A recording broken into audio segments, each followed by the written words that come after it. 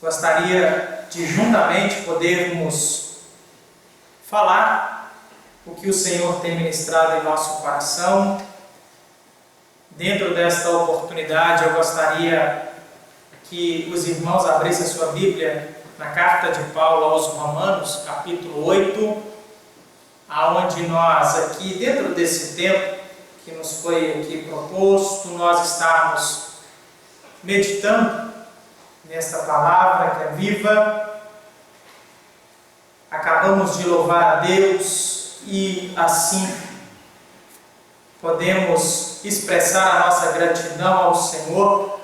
Você tem a total liberdade de poder participar conosco, de dar a sua opinião, se tiver alguma dúvida, assim participar. Nós estamos aqui para aprendermos e também meditar nesta palavra que é viva.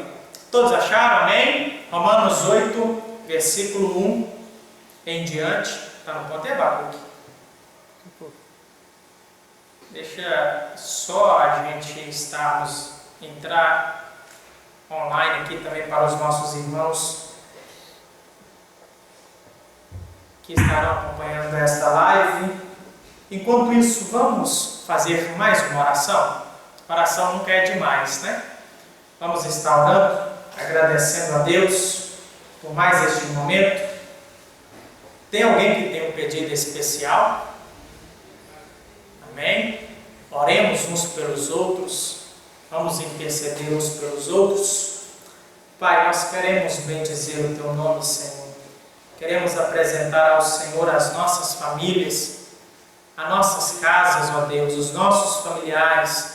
Toma, Senhor, diante de Ti a noiva do Senhor, o Teu povo, esta igreja. Toma diante de Ti, Senhor, a necessidade de cada servo, serva do Senhor, a cada um, ó Deus, que tem buscado a Ti, tem servido ao Senhor, tem se entregado a Ti.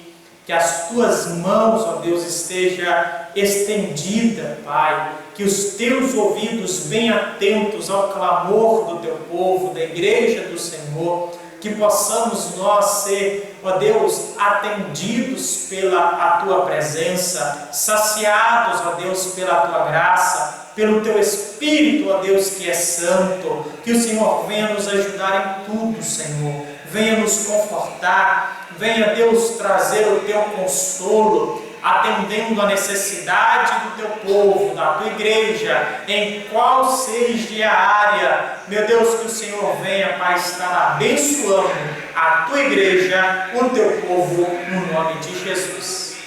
Amém?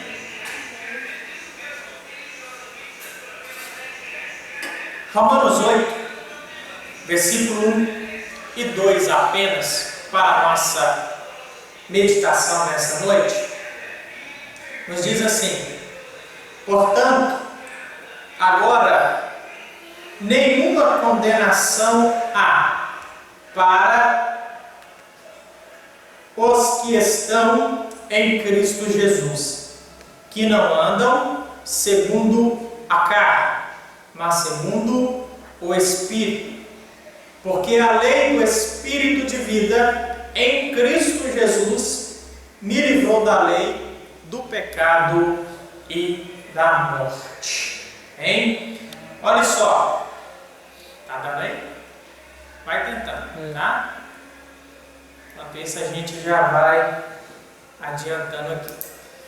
O que Paulo ele vai trazer, eu já não sei quantas vezes já li esse capítulo 8 aos Romanos. Esta carta aos Romanos é uma carta preciosíssima, onde mostra Paulo a graça de Deus, o plano da justificação do homem, né? E Paulo, ele escrevendo aos Romanos, já no capítulo 1, o versículo 16 e 17, é o versículo chave para todo o livro toda a carta que Paulo escreve à igreja de Roma, aos romanos, aonde ele diz que eu não me envergonho do evangelho de Cristo, pois é o poder de Deus para a salvação de todo aquele que crê, primeiro do judeu e também do grego, porque nele se descobre a justiça de Deus, de fé em fé, como está escrito: mas o justo viverá da fé. Então, aqui está o texto-chave para a epístola que Paulo está escrevendo aos Romanos. A justificação, a obra redentora de Cristo, veio nos trazer esta justiça, a justificação, a libertação do homem, de todo aquele que nele crê. E assim, Deus trabalha em favor daquele que nele espera, daquele que nele crê, e produz a justificação, produz a libertação, a salvação do pecado de todo aquele que nele está crendo e o confessando. Nele quem? Cristo, como mesmo Paulo está aqui dizendo à igreja de Roma. Mas ele diz: esta justificação será executada e operada através da fé. E ele vai falando, na sua carta, que não é por obras, não é por atitude humana, mas pela fé. E Paulo vai mostrando, explanando isso para a igreja nos capítulos à frente. Paulo vai dizendo sobre a justificação, Paulo vai mostrando o efeito do pecado na vida do homem, da raça humana, e vai mostrar sobre a infabilidade ou a falibilidade da lei. A lei, dada a Moisés, ela não teve a capacidade e ela não teve esse poder justificador de libertar o homem dos seus pecados. A lei não tinha este poder. Então, Paulo vai mostrar, no capítulo 7, ele vai dizer muito bem isso, sobre essa falha, não esta obra que a lei podia executar na vida do homem, mas ele vai mostrando que o homem estava vendido sob o pecado, o homem estava sob o pecado, e isso foi ganhando força por causa da lei.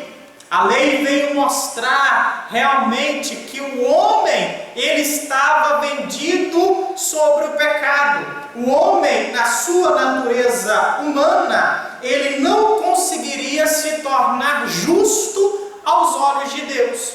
Paulo vai escrevendo, Paulo vai mostrando, o versículo 24 do capítulo, versículo 23 e 24 do capítulo 7, Paulo descreve exatamente isso. Ele vai dizendo: mas vejo nos meus membros outra lei, que batalha contra a lei do meu entendimento, e me prende debaixo da lei do pecado, que está nos meus membros. Miserável homem que eu sou, quem me livrará do corpo desta morte? Paulo está mostrando exatamente que o homem debaixo do pecado, o homem natural, ele não consegue se desvencilhar do pecado, ele não consegue escapar do pecado, porque o pecado o oprime, o domina e o escraviza. Então, Paulo vem fazendo o paralelo da lei, ele vem mostrando que a lei não conseguiu realmente justificar, trazer essa libertação do pecado para a raça humana, e Paulo vem mostrando sobre esta lei que prende o homem, aprisiona o homem, que é a lei do pecado, e também a lei de Deus, que é espiritual, que é santa. Mas no capítulo 8 que nós lemos, eu quero pegar isso aqui como base para nós meditar nesse tema, sobre as duas leis que governam o ser humano. Nós não vamos aqui falar de a nossa Carta Magna, que é a nossa lei, tá? A nossa Constituição Federal, não é isso. As duas leis que governam o homem são espirituais, exatamente essas que o apóstolo Paulo estava dizendo. Quando ele vai chegar no capítulo 8, ele vai descrever exatamente essas duas leis espirituais que estão governando a humanidade. Vai assim estar mostrando quais são as duas leis que operam na vida do ser humano hoje. Pois quando ele diz aos Gálatas que chegando à plenitude dos tempos, o tempo em que Jesus veio à terra, e quando ele disse estar consumado, ele nos trouxe a lei do Espírito de vida e paz. Então Paulo vai mostrar que existe duas leis que estão operante, governando e dominando o ser humano. E é sobre essas que eu gostaria de nós meditarmos aqui nesta noite e poder falar. O versículo 8, ele diz: portanto, agora nenhuma condenação há para os que estão em Cristo Jesus, que não andam segundo a carne, mas segundo o Espírito. Porque a lei do Espírito de vida em Cristo Jesus me livrou da lei do pecado e da morte. As duas leis que Paulo vem citando para a igreja e que nós queremos aqui falar. Primeiro, definir o que é o governo, o que é esta forma de governar que essas duas leis operam no ser humano. Como eu disse, essas leis são espirituais. Nós somos seres espirituais, amém? Todo ser humano é um ser humano espiritual? É, irmãos? Amém? Sendo ele servo de Cristo ou não. Somos espirituais, temos duas naturezas. A natureza espiritual e a natureza terrena. A nossa natureza carnal. Nós somos tricotômicos. Nós somos feitos de corpo, alma e espírito. Então, quando Deus lá no Gênesis assim nos formou, Ele nos fez com as suas próprias mãos e soprou em nossas narinas com seu Espírito, não é isso, Alma? E passamos a ser alma vivente. Não é isso que o texto sagrado nos diz? Então nós somos seres humanos, a coroa da criação de Deus, feitos pela mão do Criador, esse ser pensante que tem duas naturezas, a natureza carnal e a espiritual. Então as duas leis que nós vamos falar são leis espirituais, mas que ela governa todo o ser humano. O nosso espírito, a nossa natureza espiritual, ela intervém diretamente na nossa natureza humana, tá? Então aqui governar é exatamente dirigir, influenciar as ações de uma pessoa ou de alguém. Então, essas duas leis que nós vamos falar nesta noite, elas influenciam as ações e o comportamento do ser humano.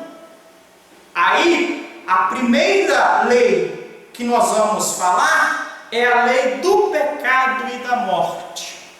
Olha só, Paulo ele vem escrevendo a igreja de Roma, capítulo 3, versículo 9, coloca aí para nós, Alisson.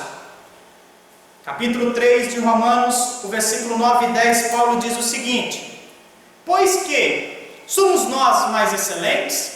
De maneira nenhuma, pois já dantes demonstramos que tanto judeus como gregos, todos estão debaixo do... Como está escrito, não há um justo, nenhum sequer. E versículo 12 de Romanos 5, só para nós compreendermos esta lei. Pelo que, como por um homem entrou o pecado no mundo, e pelo pecado a morte, assim também a morte passou a todos os homens. Por isso que todos...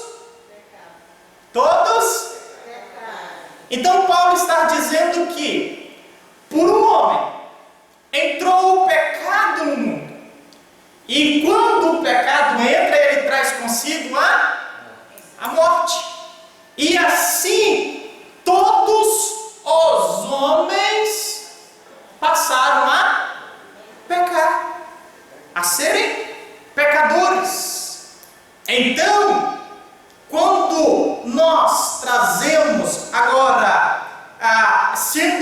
representantes, sendo nós agora da descendência de Adão, nós trazemos agora sobre nós esta natureza pecaminosa. Então, por isso que Paulo está dizendo que a transgressão de Adão, a sua queda, ou o seu pecado, lá no princípio, ele nos trouxe um poder ativo que conseguiu penetrar na raça humana de tal maneira que não conseguiu separar nenhum. Todos foram abrangidos com esta força, com esta lei que iniciou-se por causa de uma transgressão, por causa do pecado, por causa da desobediência de um homem, que esse foi a nossa representação lá no Éden. Ele trouxe consigo, com esse ato, o pecado. E em consequência disso, o pecado trouxe a morte. Então, por isso que todas as pessoas agora passaram a ser propensos ao pecado. Não somente propensos ao pecado, mas estar debaixo da lei do pecado e da morte. Todos agora já nascem com uma sentença que foi estabelecida, de que todos iriam morrer. Então esta lei, ela governa o homem desde o seu início, desde a sua fundação, que foi na transgressão de Adão e Eva. Por isso que o homem agora ele está sendo influenciado, as suas ações, os seus comportamentos, por causa desta lei, por causa deste ato, por causa desta força que está agora aprisionando o homem, que está agora prendendo o homem, que é o pecado. E a morte, ela tem a sua força, ela tem a sua majestade, o seu governo através do pecado. Porque se não existisse pecado, não existiria morte, amém? Amém. Porque o plano de Deus não era para que o homem morresse, era, irmãos? Por causa da transgressão. Então, olha só, em Adão, todos pecaram. Sim. Sim, irmãos? Sim. Todos morreram. Sim? Só que, esse aqui é mais adiante. Então, em Adão todos pecaram, todos morreram. John Stott, um escritor inglês, ele disse que a pena de morte caiu sobre todos os homens. Não apenas porque todos pecaram como Adão, mas porque todos pecaram em Adão. Todos nós pecamos da forma que Adão pecou? Não. Mas nós somos pecadores, herdamos esta natureza pecaminosa em Adão. Tá bom? E aí, nós, dentro desse contexto, nós vamos ver que com essa transgressão de Adão, com esta forma que esta lei começa a ganhar força. Olha só, logo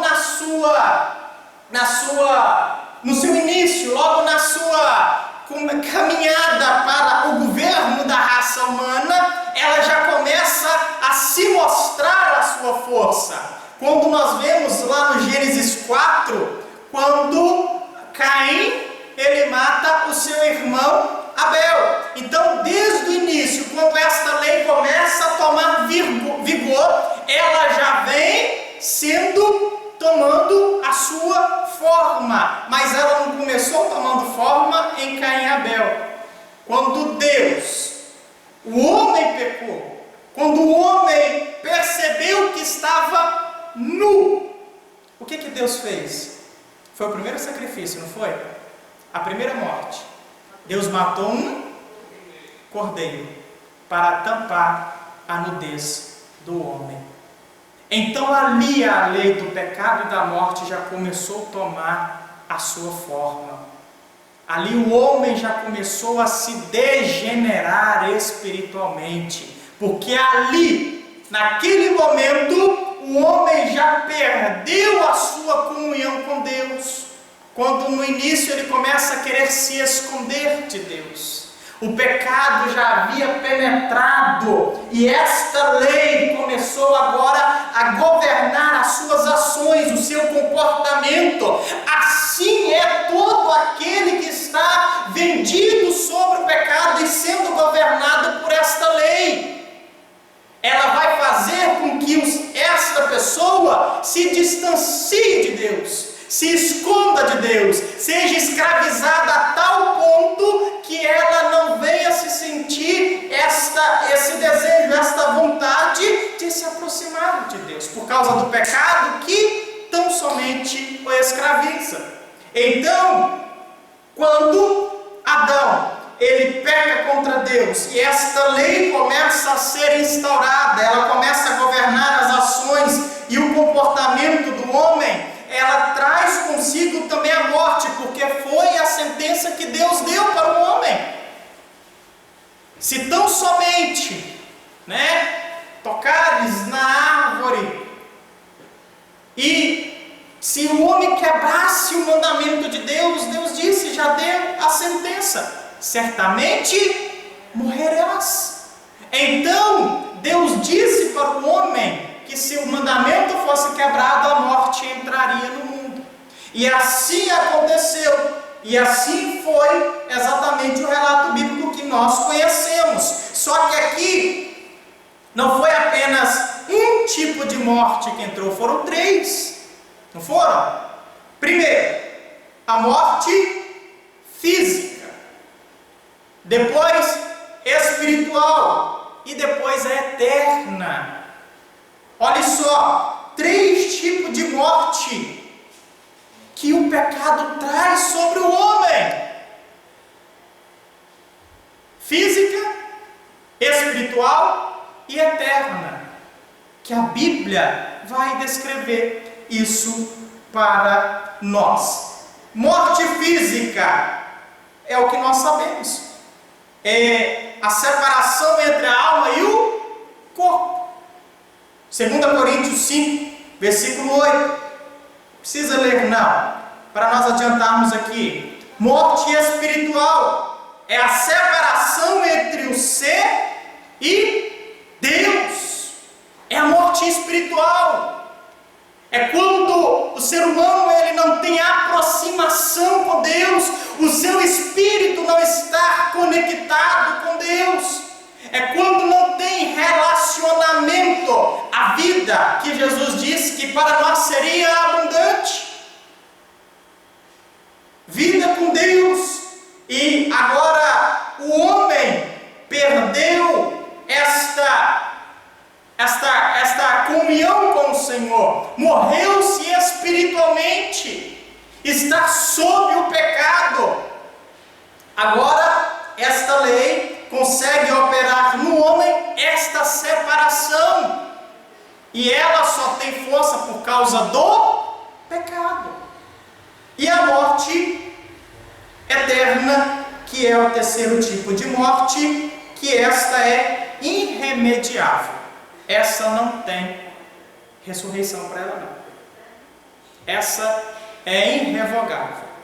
A morte eterna é a parábola que Jesus conta do rico e Lázaro. Quando o rico quis ir avisar os seus que ele estava no local de tormenta, para que eles não fossem para aquele mesmo lugar de tormenta.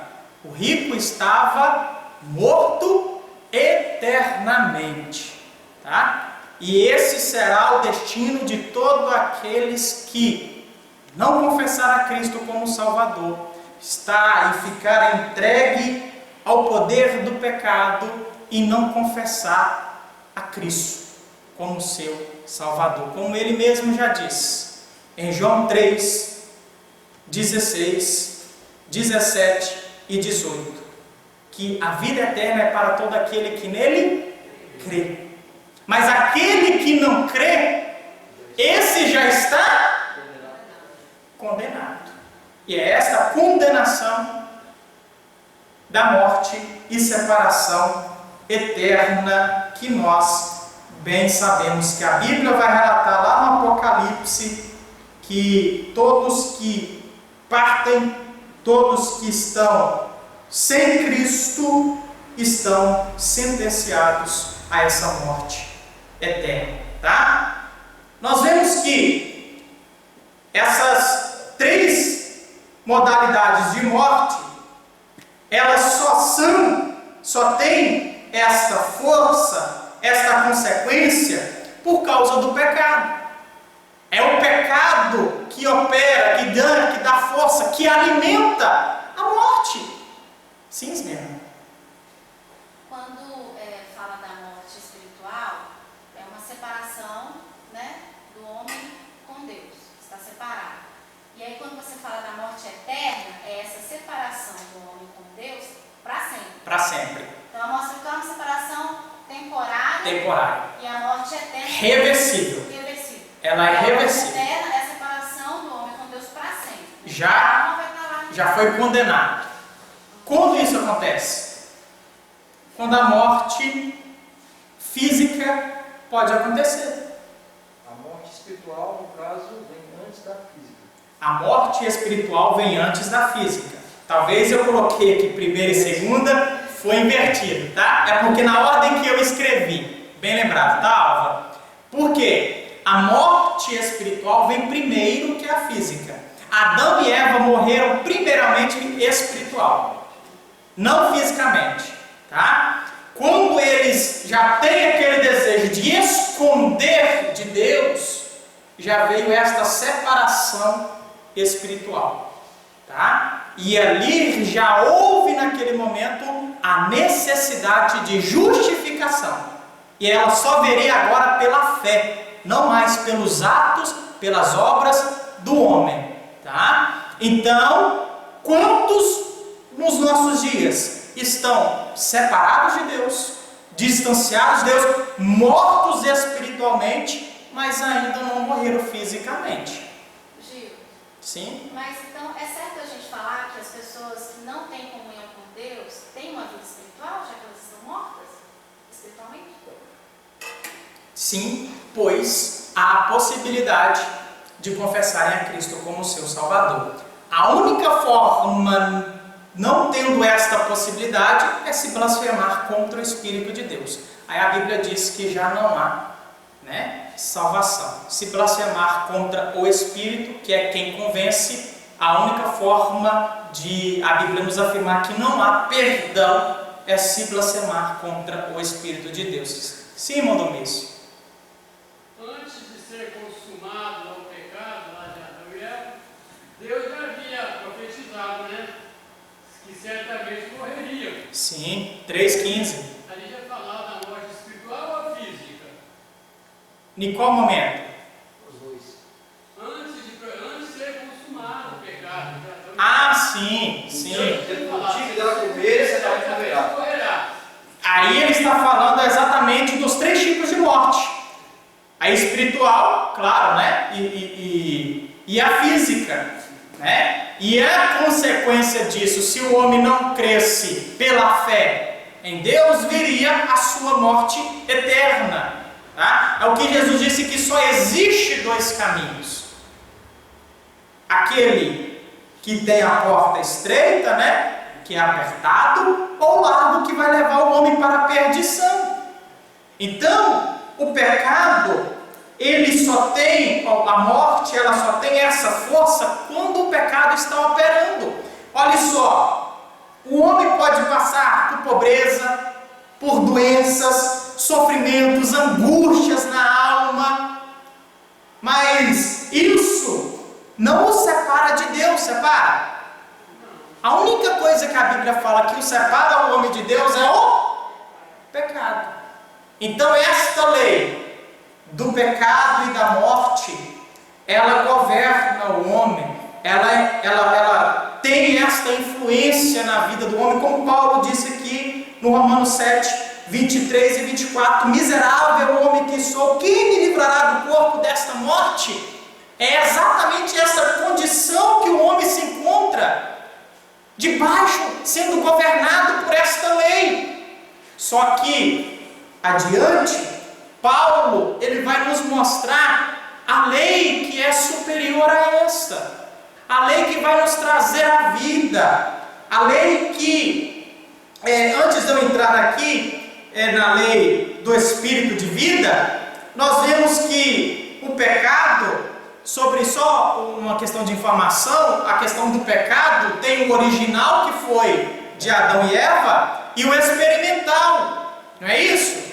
Quando ele disse, o salário do pecado é a morte, o pecado experimental, tá? E assim, em consequência a isso, nós vamos ver que o dom gratuito de Deus, o mesmo Romanos 6,23, que Paulo fala que o salário do pecado é a morte, na questão do pecado experimental, que hoje todo ser humano, na sua consciência e na sua, hoje isso é muito discutido, né? Na sua idade de conhecimento de bem e mal, já estar vivendo nesta fase do pecado experimental, aqui nós vamos ver que, contraponto a isso, Jesus veio nos trazer a solução para a libertação do homem desta lei que o simplesmente domina, que o governa desde aquele tempo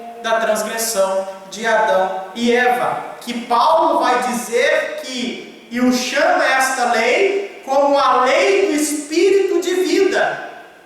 Olha só, a lei do Espírito de vida é a única que tem força para vencer e subjugar a lei do pecado e da morte. Por isso que eu disse que são apenas duas leis que governam o homem, nas suas ações, no seu comportamento, na nossa vida física. Olha só, a lei do Espírito de vida em Cristo nos livrou, me livrou da lei do pecado e da morte. Então, quando Paulo inicia Romanos 8, ele já vai nos trazer uma informação, que agora ele está dando uma ênfase, pois ele veio falando do capítulo 7, da forma que o homem sem Deus encontra, vendido sobre o pecado, miserável homem que sou, quem me livrará do corpo desta morte? E ele, no capítulo 8, ele já vem trazendo esta informação, que vai ser a resposta das suas perguntas e da sua indagação. Olha só, portanto, agora nenhuma condenação há. Para quem? Para aqueles que estão em Cristo Jesus e não andam segundo a carne, mas segundo o Espírito.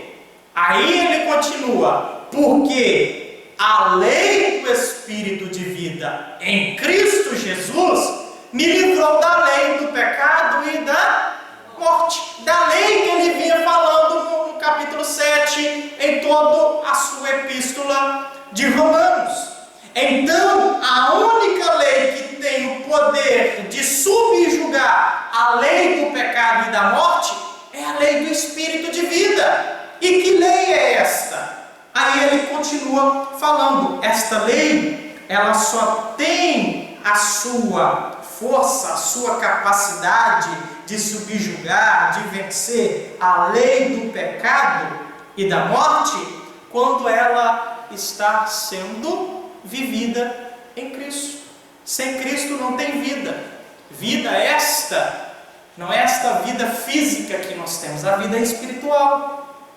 A vida espiritual, a vida que Cristo veio verdadeiramente nos proporcionar, a vida que Pedro, revelado pelo Espírito Santo de Deus, quando Jesus falou, quem estão aí dizendo que eu sou? Os acham que sou Elias, uns profetas, E vocês? Quem vocês acham que eu sou? Não foi assim o texto? João 6, se não me engano.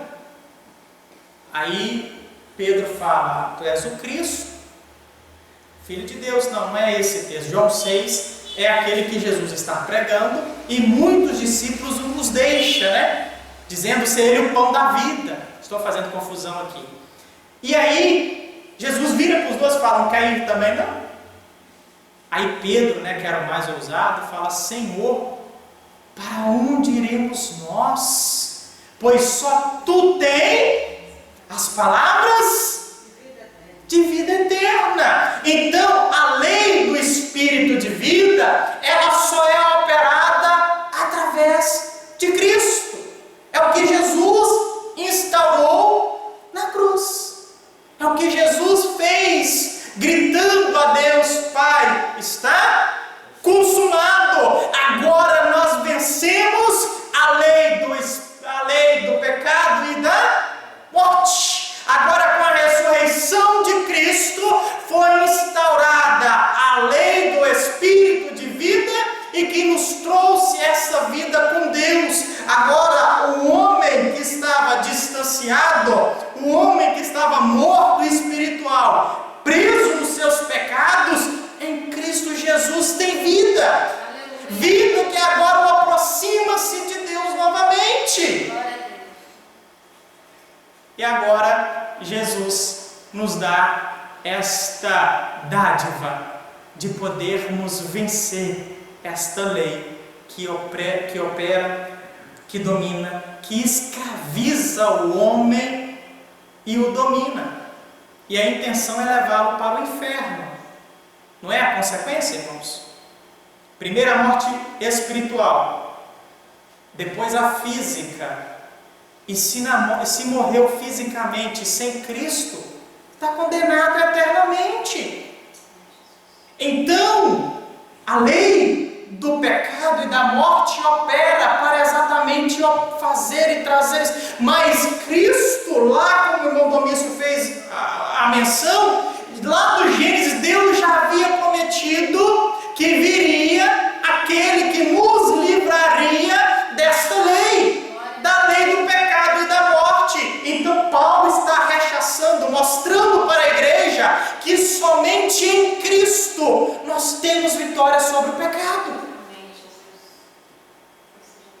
Aí, para definir esta lei do Espírito de vida, Atos 1:8, coloque para nós, o Alisson. Alguém quer falar uma coisa? Não? Então vamos lá. Mas recebereis a virtude do Espírito Santo, que há de vir sobre vós, e ser-me-eis testemunhas tanto em Jerusalém como em toda a Judéia, Samaria, até os confins da terra. Em algumas traduções, essa virtude quer dizer poder do Espírito Santo, tá? E este poder, esta virtude, é a tradução do grego dunamis, que significa literalmente poder real, poder em ação, poder este que significa uma força, uma capacidade que está sendo designada principalmente por Deus e está em operação na vida daquele que crê. Então é um poder ativo, é uma ação ativa de Deus na vida daquele que crê. Então, o Espírito Santo de Deus, ele derrama da sua virtude. Deus implanta em nós, coloca em nós da sua presença, do poder do Espírito Santo sobre a vida daquele que crê, para poder estar vivendo em conformidade com a sua palavra, para estar sendo livre da lei do pecado e da morte. Sabe por quê? Sem o Espírito de Deus, sem o poder do Espírito Santo de Deus, nós, seres humanos, não conseguiríamos viver para Deus, não conseguiríamos estar nos aproximando de Deus. Então, quem é o agente desta ligação? Quem é o agente que vai fazer com que este homem morto espiritualmente vai se ater Deus, vai se conectar com Deus novamente? É o Espírito Santo de Deus. É quando nós cremos, é quando nós reconhecemos, é quando nós estamos confessando a Ele como Senhor da nossa alma e dando a Ele a liberdade para Ele operar em nossas vidas. Aí o Espírito de Deus passa a ser morada, não é isso que Paulo ensina na sua carta aos Coríntios? E Ele agora passa a habitar em nós.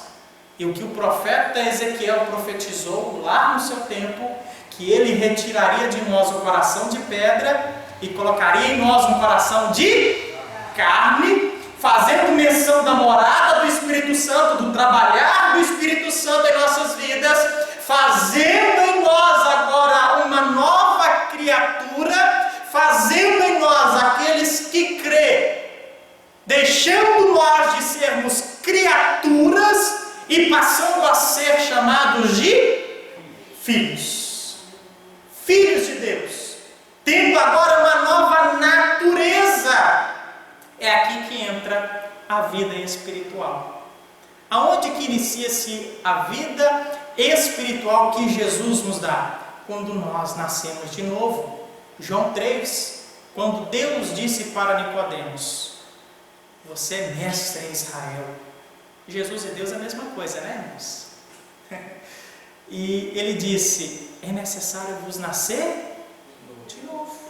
Jesus está apontando para ele a necessidade de um homem de ter esta vida espiritual, esta vida com Deus, de ter esta ligação com Deus, o seu espírito novamente conectado a Deus, a sua alma anelar pela presença de Deus, como o salmista pode dizer, uma alma sem a presença do Espírito de Deus, uma alma que não está conectada ao Espírito de Deus, ela pode anelar por Deus? Pode, Alvin? Me ajude se eu estiver errado.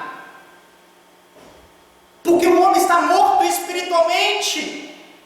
Só conseguimos dessa forma anelar pela presença do Senhor quando o nosso espírito está conectado a Deus.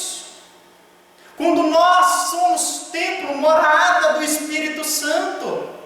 Quando o Espírito de Deus ele habita em nós e nos capacita com este poder, com esta força inerente, com esta força em atividade, em ação na nossa vida, e com isso nós vamos crucificando a nossa carne, as nossas paixões, os nossos desejos, e o Espírito de Deus vai operando, nos dando a forma de Deus, nos dando agora a forma que em Cristo foi prometida. Nós somos assim agora, criaturas de Deus, filhos de Deus, formados por Deus, mas agora nós somos pessoas que têm, além de natureza espiritual, nós temos também vida espiritual em Cristo Jesus. João capítulo 1, versículo 12. Exatamente. João 1,12. Coloque para nós, Alisson. Todos quanto o receberam. Tá? Deu-lhes o poder de serem feitos filhos de Deus, aos que creem no seu nome. Então, a lei do Espírito de vida, ela vai proporcionar em nós esta força, este poder que o Espírito de Deus traz em nossas vidas, e que nós passamos a ser morada, templo de Deus. Lá na igreja primitiva, me veio isso aqui em mente, eu não coloquei isso no esboço, mas Paulo, a igreja primitiva sofreu muito com uma seita chamada gnosticismo, porque eles acreditavam que a matéria era má, e isso não podia o homem ter carnalmente, fisicamente, aproximação com Deus. E uma das teorias era que Deus não se relacionava com o homem. E a matéria, como ela era má, ela tinha que ser entregue ao pecado. Mas o Espírito estava bom. Por isso que Paulo ele vai escrever principalmente a carta aos Gálatas, para combater o gnosticismo. João, na sua epístola, também vai combater os gnósticos, e ele vai, quando Paulo escrevendo aos Coríntios, ele vai dizer que somos nós morada de Deus, templo de Deus, era exatamente para combater esta seita, e era exatamente para mostrar que Deus, Ele habita em nós, que somos templo do Espírito Santo, quando nós o recebemos e quando nós cremos no seu nome. E aí, irmãos, é o que eu gosto muito de falar do Evangelho, mas também tem que agir, né? O Evangelho é estilo de vida. Evangelho é como Paulo está falando aqui, não tem condenação para os que estão em Cristo Jesus. Não é para aqueles que um dia falou que era crente, não. Está em Cristo. Olha só, o termo já diz, é para os que estão em Cristo. E os que não andam segundo a carne, mas também andam segundo o Espírito. Gálatas 5, aonde ele descreve as obras da carne e o fruto do Espírito Santo. Como tem que ser o proceder cristão, conforme o Evangelho. Agora o Evangelho que Paulo diz lá na carta aos Gálatas, como muitos achavam que estando em Cristo, ou confessando a Cristo, poderia estar participando das orgias nos templos pagãos, como a seita gnóstica pregava, e como muito nos nossos tempos acham que pode estar, na igreja e participando das coisas do mundo. As coisas do mundo, quando eu falo em participar, são as coisas pecaminosas, que nos separa de Deus, nos distancia de Deus, porque a única coisa que nos separa de Deus é o pecado. Paulo escreve aos Romanos, capítulo 8, ele diz: porventura, quem nos separará do amor de Deus?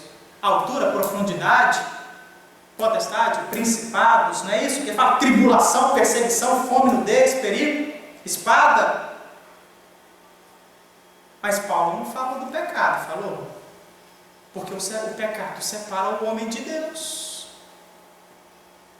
Então, foi o que Isaías, ele escreveu, não é?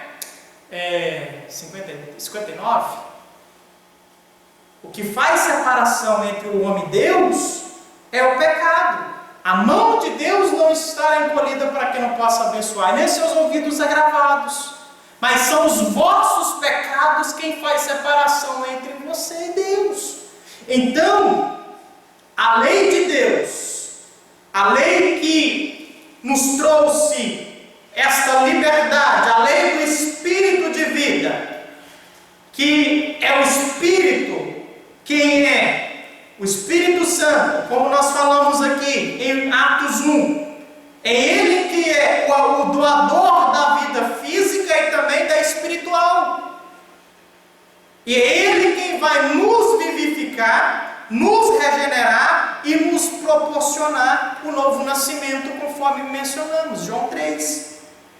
E é Ele quem vai comunicar a vida de Deus, e é Ele quem vai formar em nós o caráter de Cristo, para que assim possamos nós estar vivendo, estar andando segundo a lei do Espírito de vida, que ela está em Cristo Jesus, tá? Do que nós somos libertos? Da lei, do pecado e da... Não é isso? Então, como que nós somos libertos? Pela lei do Espírito de vida em Cristo Jesus, tá? Eu já falei aqui em um estudo bíblico sobre a regeneração, a justificação e a libertação que Cristo opera em nós, a libertação do poder da culpa que opera na vida do homem, na mente, no raciocínio, no comportamento, nas ações, que o poder do pecado tem na vida do ser humano, Jesus nos libertou da culpa do pecado. Quando Paulo fala que não há nenhuma condenação para os que estão em Cristo Jesus, esta condenação aqui, ela vai muito mais além do que uma absolvição judicial. Ela vai muito além do que simplesmente uma absolvição judicial. Esta condenação, ela exatamente é a libertação que Cristo traz sobre as nossas vidas, nos dando novamente a liberdade que o poder do pecado escravizante tem na vida do ser humano. Ele não somente limpa a nossa culpa. Ele não somente nos livra desta condenação, mas Cristo literalmente nos liberta do poder do pecado. Ele também nos liberta do poder das trevas, como Paulo escreveu aos Colossenses. Capítulo 1, versículo 13 e 14, onde ele nos diz que ele nos transportou do reino das trevas para o reino do seu Filho em amor. Ele nos tirou das trevas. Quando o homem vive sob o pecado, dominado por esta lei do pecado e da morte, ele está literalmente nas trevas. Então Jesus nos liberta do poder das trevas e também do poder do pecado. 1 Pedro 18, 19. Coloca aí para nós o Alisson. 1 Pedro, acho que é 1, 18 e 19. Se não for 1, deve ser 2, que eu esqueci aqui de colocar o capítulo. Sabendo que isso aí não foi com coisas corruptíveis, como prata ou ouro, que fostes resgatados da vossa vã maneira de viver, que por tradição recebestes dos vossos pais, mas com o precioso sangue de Cristo, como de um cordeiro imaculado e incontaminado. Então, olha só, a lei do Espírito de vida, ela vai nos trazer a libertação do poder do pecado. É a palavra grega, eu não coloquei aqui, mas eu me lembro, luto, se eu não me engano, que não somente tinha aquele significado de pagar o preço pelo escravo e dar a ele a liberdade, mas também de tirar ele do meio da escravidão. Era esse o significado que tem a palavra grega, que quando nos diz que Jesus nos libertou do poder do pecado, ele nos tira sobre a influência, o poder que o pecado tem na vida do ser humano. É por isso que quando Jesus disse que não tem como servir a dois senhores, quando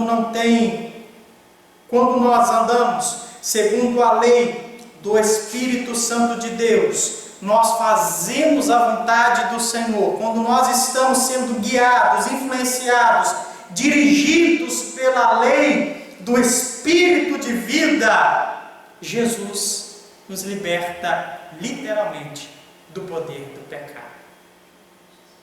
João 8,32, não é isso?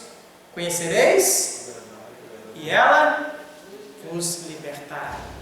Realmente, Cristo nos libertou. Para me finalizar, eu vou continuar lendo Romanos 8, até o versículo 9, que diz assim, o 3, porquanto o que era impossível à lei, visto como estava enferma pela carne, Deus enviando o seu Filho em semelhança da carne do pecado, pelo pecado condenou o pecado na carne, para que a justiça da lei se cumprisse em nós, que não andamos segundo a carne, mas segundo o Espírito. Porque os que são segundo a carne inclinam-se para as coisas da carne, mas os que são segundo o Espírito, para as coisas do Espírito. Porque a inclinação da carne é morte, mas a inclinação do Espírito é vida e paz. Porquanto a inclinação da carne é inimizade contra Deus, pois não é sujeita à lei de Deus, nem em verdade o pode ser. Portanto, os que estão na carne não podem agradar a Deus. Quando Paulo usa esse termo, o que está na carne, a inclinação da carne é contra Deus, é exatamente o que ele está dizendo, os que estão sendo influenciados pela lei do pecado e da morte.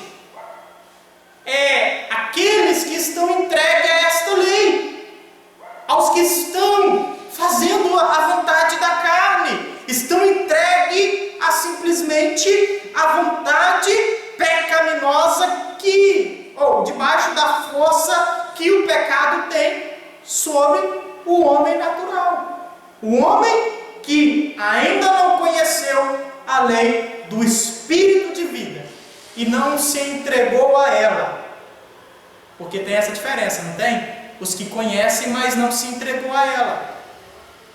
Os que conhecem a lei do Espírito de vida, mas ainda não foram transformados pelo Espírito de Deus, porque é Ele que executa isso em nós, é Ele que opera isso em nós, o novo nascimento. Quantos têm nomes de crente? Quantos andam como crente? Se veste como crente? Mas infelizmente as suas obras, as suas atitudes são reprovadas por Deus. Lembra da igreja de Laodiceia? Quando Jesus chama eles de miseráveis, pobres, nus, estavam todos, quando Jesus diz assim, andando segundo a carne, vivendo segundo a carne e desagradando a Deus. Porque os que andam segundo a carne não pode agradar a Deus. Aí Paulo no versículo 9 ele diz, vós porém não estáis na carne, mas no Espírito. E se é que o Espírito de Deus habita em vós. Mas se alguém não tem o Espírito de Cristo, esse tal não há dele. Então, a gente conclui com este versículo. Que possamos nós andar segundo a vontade de Deus, agradando a Deus, mostrando a Deus que o nosso viver é segundo o Espírito Santo de Deus, para não agradar a carne, para não fazermos a vontade que dá força ao pecado, pois nós sabemos que Jesus, Ele liberta, Ele transforma, Ele regenera, e é isso que Jesus vem buscar, uma igreja regenerada, lavada, remida no teu sangue. E Jesus não vem tirar uma igreja do mundo, não, tá? Jesus vem tirar uma igreja desse tempo que nós estamos vivendo, desta igreja que muitos estão aí vendo, pregando e dizendo, né, que são servos do Senhor, mas nós vemos tanta coisa que desagrada a Deus, tanta coisa que está enojando o Espírito de Deus, tantas pessoas que já colocou o Espírito de Deus para fora das suas vidas, mas nós não estamos na carne, nós temos o Espírito de Deus, e Ele habita em nós, amém, irmãos? Amém. Que o Espírito de Deus nos dê graça, para assim vivermos, andando segundo a sua vontade, para que, quando a trombeta soar, possamos nós estar com Ele na glória.